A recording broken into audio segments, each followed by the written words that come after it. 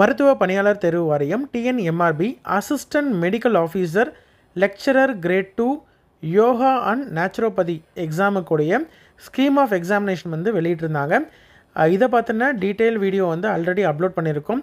அதாவது அப்ஜெக்டிவ் டைப்பில் இருக்கும் எக்ஸாம் அப்படின்றதையும் தெரிவித்திருந்தாங்க. அதாவது உங்களுக்கு தமிழ் எலிஜிபிலிட்டி டெஸ்ட்டு கண்டிப்பாக உண்டு, ப்ளஸ் உங்களுக்கு சப்ஜெக்ட் பேப்பரும் உண்டு அப்படின்றதையும் சொல்லியிருந்தாங்க. சரிங்களா? அதனுடைய மார்க்ஸ் டிஸ்ட்ரிபியூஷன் எப்படி வந்து மினிமம் மார்க்ஸ் எவ்வளோ எடுக்கணும் அப்படின்றதெல்லாம் லாஸ்ட்டு குறிஞ்சனமில் நோட்டில் வந்து வெளியிட்டிருந்தாங்க. இப்போது இதில் வந்து இந்த நோட்டீஸில் பார்த்தீங்கன்னா உங்களுக்கு கொஷின் பேப்பர் இங்கிலீஷில் இருக்கும். இங்கிலீஷில் மட்டும்தான் உங்களுக்கு வந்து கொஷின் பேப்பர் இருக்கும். சப்ஜெக்ட் பேப்பரு 100 கொஷின்ஸ் வந்து அப்ஜெக்டிவ் டைப்பில் இருக்கும். அதே மாதிரி எந்த விதமான நெகட்டிவ் மார்க்ஸும் கிடையாது.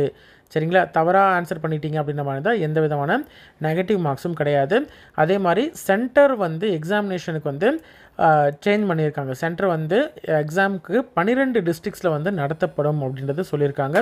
எந்தெந்த டிஸ்ட்ரிக்ஸில் அப்படின்னு பார்த்தீங்கன்னா சென்னை, கோயம்புத்தூர், ஈரோடு, கன்னியாகுமரி, மதுரை, நாமக்கல், சேலம், தஞ்சாவூர், திருச்சிராப்பள்ளி, திருநெல்வேலி, திருவள்ளூர், விருதுநகர் அப்படின்னு சொல்லிட்டு 12 டிஸ்ட்ரிக்ஸில் வந்து எக்ஸாம் நடத்தப்படும் அப்படின்றதையும் இந்த குறைஞ்சனத்தில் வெளியிட்டிருக்காங்க. அதே மாதிரி அட்மினிஸ்ட்ரேட்டிவ் ரீசன்ஸ்க்காக சென்டர்ஸோடைய நம்பர்ஸ் வந்து இன்க்ரீஸ் ஆகலாம் அல்லது டிக்ரீஸ் ஆகலாம் அப்படின்றதையும் இந்த நோட்டீஸில் வந்து வெளியிட்டிருக்காங்க.